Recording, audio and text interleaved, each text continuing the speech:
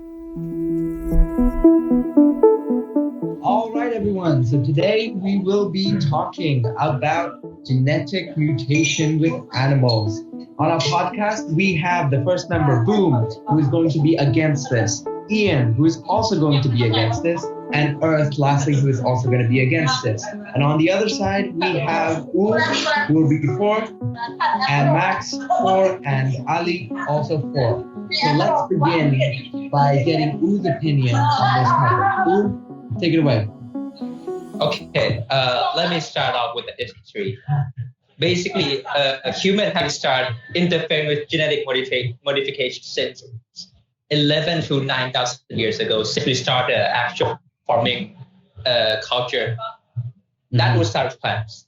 And then when it started turning to animals such as dog around 9,000 years ago. You can see from the gray wolf transferred to something like a chihuahua nowadays. Mm-hmm. So you can see that since the long time, we haven't really started this kind of stuff before. So there's and even now, so these kind of genetic modification still help us to improve our life in a better way. I will take this as an example. So in 2015, a British science company called Oxitex have been genetically modified mosquitoes that call Aedes aegypti, who usually carry a fever like Zika or a dengue fever, or a lot more dangerous fevers.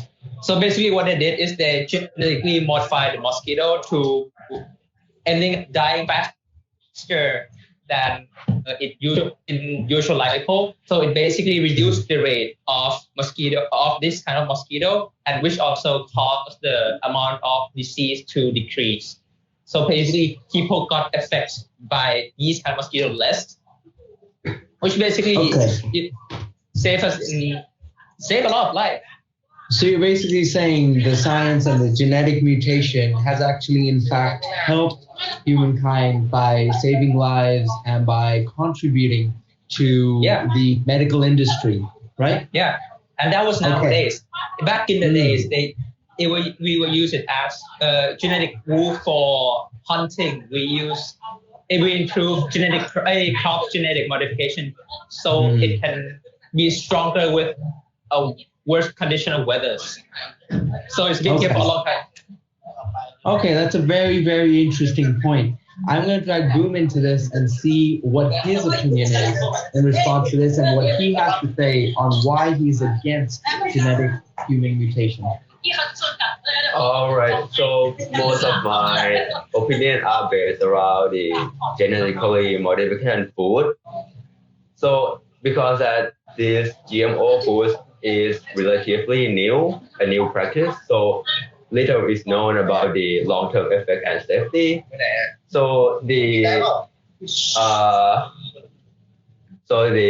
World Health Organization has claimed that the potential of the GMO food has the potential of triggering allergic reaction because most of the food that's going through GMO process may contain genes from an allergen, which is an agent that trigger allergy. Okay.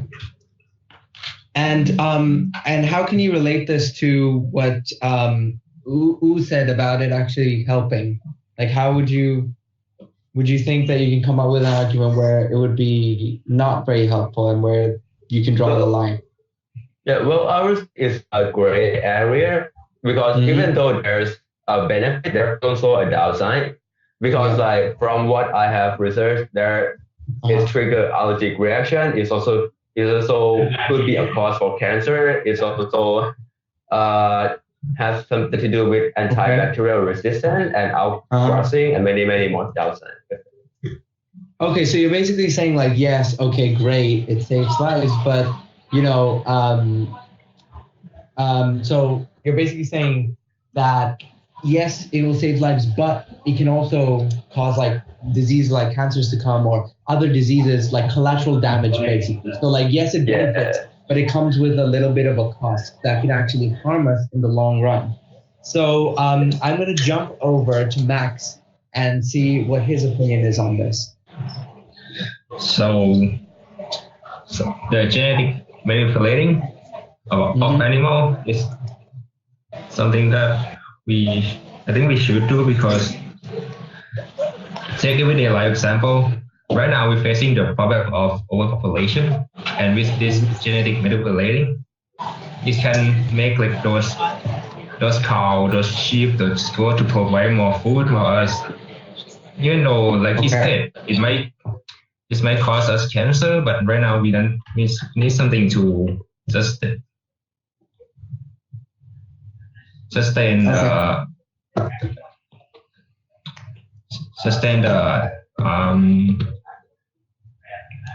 the need for food. Okay. And I want to add something to the Max. So sure. The cloning can be used for protect also like endangered the species. Like example, in China, panda cells are being kept on reserve should their species, their numbers is getting low, so they use the cloning to produce more pandas to save the pandas' life, And another thing is the cloning, livestock cloning is most countries has been illegal, For example, in the United States, it's illegal. It's like a normal thing to do that, nowadays. Okay, so I think you and Max partnered on a pretty good point. I'm gonna try and see what Ian has to say in response. Ian, you can start by giving your first opinion, and then you can start responding to an individual point that Max and Leo have made. Okay, so what I want to say first is that I want to agree first with what U said earlier about genetic modification being there for a long time already, and I agree. But then, like our topic today is revolving around genetic manipulation, basically like pets, dogs, and the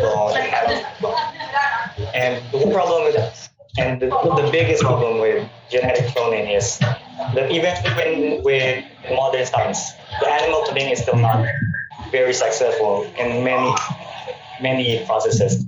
Like I saw in one that they have to do it at times to surrogate others and pay ovaries from multiple donors. And success rate for cows is less than 10%. That if for the actual clone be actually be created. And the fact about what they say that if a animal's life to be longer is kind of debunked. I mean, there's not enough evidence to say that the lifespan of animals can be lengthened using genetic manipulation. Dolly, for example, the first ever sheep that's been cloned, even though most sheep's lifespan range around 10 to 12 years, Dolly only lived for 6 years because of severe arthritis, severe arthritis and lung problems, which is not, in a way, is still also not caused by genetic manipulation. Because animals' clones are on the same way as normal animals today, from womb. They still grow like normal things. But that said, animal cloning is very unsuccessful in most cases, and it's very expensive. The cost for one pet dog to be cloned costs around $50,000 to $100,000, and with a little interest rate as 10%. I don't think that's worth it to, for you to do it. And for Max said something about increasing the number of cows. Like I said, it's 10% success rate. So I don't think you can bet on that 10% to increase the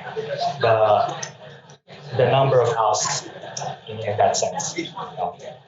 Okay, so financial factors are to be considered as well, right? Like you can't just look at all of the medical benefits and all of that stuff. So and the probability. Ali, yeah, exactly. Yeah.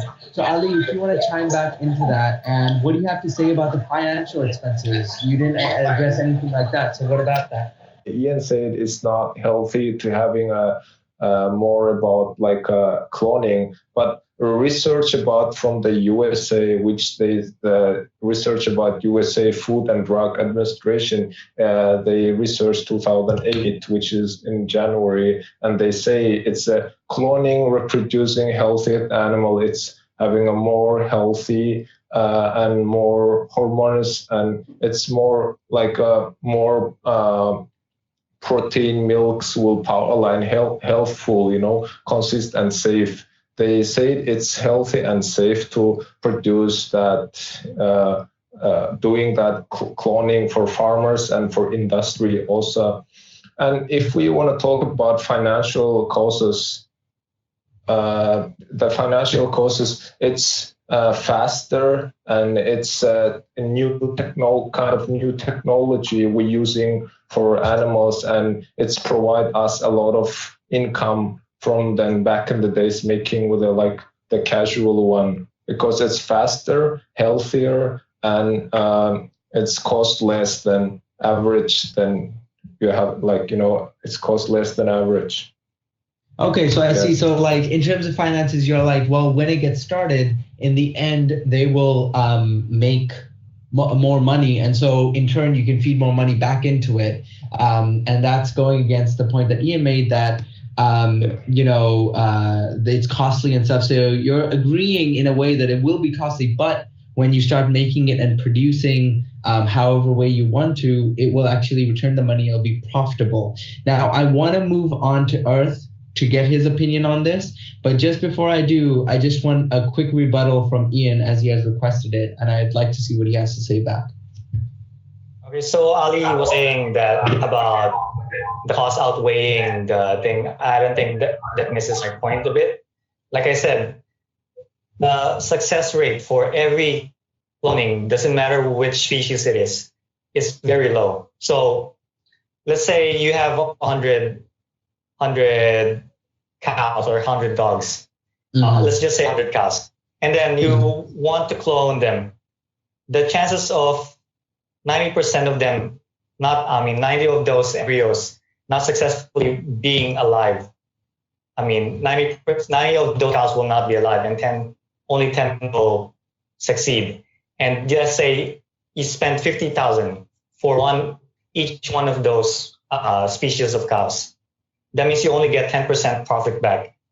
Either way, I don't think it's that profitable in a way.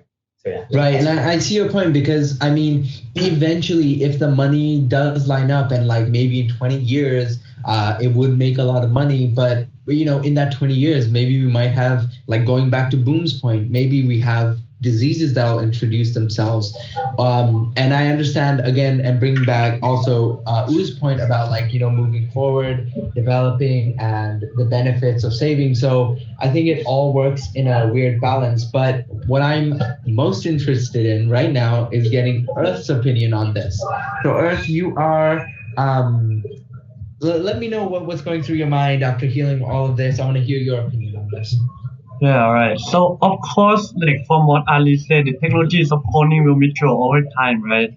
It will get cheaper because every technology will be like that. But I think it's kind of boiled down to just one simple thing: is it ethically correct to do it? Because now we're trying to go into the ideas of playing God, the genetic mutation, and then we play around editing DNA. So let me go back to the topic where Ian put in about cloning your pet. So people might say that you're willing to dump down a lot of money and cash just to clone your pet because you feel emotionally correctly connected to the pet itself. But then we're gonna ask it's gonna be more and more people that rich enough to do it, and at the end they just feel okay, I'll clone this animal up, and then you feel wait, this pet doesn't be the same as the pet you want it to be, or it's not, because of course genetic will be mutated, it will change. It's not gonna be one-to-one reference, one-to-one copy. So maybe some people Right. get the feelings of like, okay, this is not what we wanted. You dump this animal down or throw it away, and then there's gonna be extra pet, extra animal like a stray animal. And then going to another new topic about trying to use this technology. Of course, it's gonna be good using the cloning, the DNA genetic mutation to bring back extinct animals to life. I feel like there's a topic here where also tied to ethical problem where if we bring them back or if we clone them or take them back to life, how it's gonna affect our society, how it's gonna affect animal ecosystem where if you put back somewhere in the forest and then this animal is like creating a harm, it might destroying and cause another animal or another life being to go extinct instead, and we're creating another bigger problem that might cause like a huge problem afterward as well. Yeah. Okay, very interesting points. I think that's definitely something to think about while considering all of this, because we can't go on without thinking about the ethical values of all of that. So what we have done right now, everyone has gotten a chance to speak once. What we're gonna do is we're gonna have like a round two. So everyone will get to go one more time to say their opinions and go back and forth, and then we can bring it to a wrap. But first, we come back to you. Please share more of your opinions on this. Okay, let me start with this. For the cloning part, I think to be able to clone in the first place, it's already costs a lot. There's been a lot of legal laws around this kind of.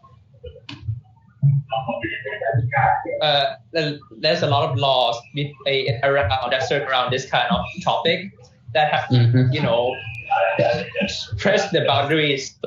We didn't go to the extreme point, but we still keep in the middle ground into the point that we can still control the technologies. So I don't think that it will, I don't think that it will lead to the point that we overdo the things and then we screw up the environment. Okay, I'm gonna straight hand it over to Boom. What do you have to say to this? And please mute my mic.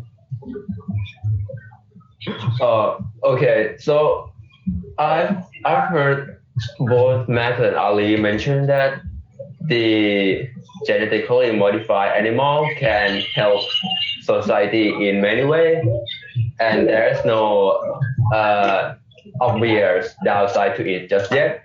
But then there's a quotation from World Health Organization. They say that no evidence of harm is not the same as a proof of safety. And that is, I think it's actually really important, because even though there's no harm at the moment, it doesn't mean that there will be no harm in the future. And I think unless we know that it's actually, until we have proof that it is safe to do all the GMO stuff, I still think that it is a risky move for us to go dive deep into this area. So I understand that you think it's a risky move, and you're right in saying so, because it is quite unpredictable. There are too many variables. But I'm sure, as Max would think, like, if we do hit the jackpot with this, if genetic mutation does become successful, it'll pretty much change how we perceive genetics and the future and evolution of animals. So Max, can you chime in again on your opinion? For now, I think that I will still go for it, because just imagine right now it's still an effect, it still happens, like the genetic manipulation. So what if like someday some of your food just disappear because like those genetic manipulation just doesn't happen? Like, how can you handle that? Okay, so getting a little more personal, getting into the daily life, and how will it affect the average person in a day-to-day life. I'm going to jump over to Ian. So what do you have to say on this? So I want to add a little bit about what Eric said about the ethical viewpoint. So when and if all this animal cloning was successful and everyone's kind of like okay with it, it will eventually lead to human cloning one way or another. Like there are people out there who think that human cloning was already possible. And although there are no successful attempts that will eventually lead to that. And this gives birth to ethical problem. And I think cloning animals is the starting point of all this. That's why being against animal cloning now should, probably inhibit or at least, inhibit the process of it going to human cloning. And the other point I want to ask that when you do cloning, since you're creating the same exact DNA from a specific animal, specific gene from a species, you create the same thing, which is what cloning. So this causes a gap in genetic diversity. You know how evolution, and even genetic modification, as you said, creates new different species over the course of time. By doing cloning, you're basically stopping this chance for genetic diversity. And I agree that in a way that can create more viruses and more bacteria, to harm humans. But then that can also create new ways for other ways to fight those bacteria that are created, other than stopping here and then maybe like the ones that are created through genetic diversity can help stop a certain disease that we're having right now or certain disease in the future. So Okay, very interesting. We're going to move on to Ali. Ali, can you provide a different perspective on this or branch out the topic further from cloning and from foods? How can you branch it out? What other factors do we need to consider since you're for it? What are the other factors? I think what is my perspective? Like, I want to look from the different perspective and I talk about if we have a high technology, like a biotechnology, we've been learning about this like years and years from the history. We've been learning human and animal biology and everything. So I think it's not that we learn a lot and we should use that and apply that if we know something about and if we improve. I think it's ethically also right to do that with using new technology and not stuck in a history. It's for us make future more better and easy to live the life with the new technologies.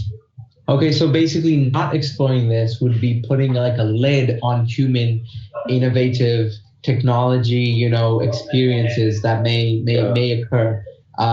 So I think that's a different perspective, and that's something to also consider too. As humans, where are we evolving, and where could this go? So lastly, I'm gonna come to Earth, and we're gonna listen to Earth's point, and then we're gonna start wrapping this podcast up. So Earth, why don't you take it away and have the last say? Okay, so personally, I think as a human, we are all selfish in our own right. We always do things on our own ways and we want for the best of our own kind. And if we dive back to what beginning and we said about we somewhat manipulating animals, our pet and stuff. If we look at that topic about dogs, it used to be a wolf or like successor of wolf, right? And now you look to the dog this day. For example, a pack of corgis, right? They got naturally was a selective breeding to make them shorter, to make them legs like really short, make their face, make their snout go back, make their eye pop out, like those stupid animals. And then most of them having a problem with like medical issue and health issue where they somewhat die because their nose get too wet. They just cannot breathe and they get fevers, or some doctors become overly obese because we need to nutrate them, or they have problems just like with their leg. This is like medical issue of the animal because we chose to breed that dog, or we chose to change the way the natural it should be because our own selfishness. We want them to look cute than what we thought it cute or it looked stupidly funny, so that's why we want more. And then people decide, okay, this is a good thing to do, and we keep continuing doing this for many generations. This led to the outcome of the extreme example, like those animal pet dog or cat, that they unable to survive, just live like only 2 years, 3 years, and just die. And we just breed more and then breed more. Now it's like overpopulated, like functionally unable to survive in the wild animals. That's my thought on the topic on mutation. I think that's a very solid point to finish off on. I think during our whole conversation we haven't considered that.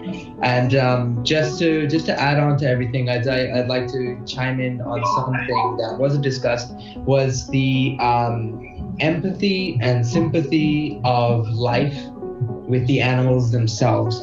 Animals are living beings. They provide feelings. They, it's not the same as humans, obviously, but they still have feelings. They feel hurt. They feel happy. They are a part of the life that we live.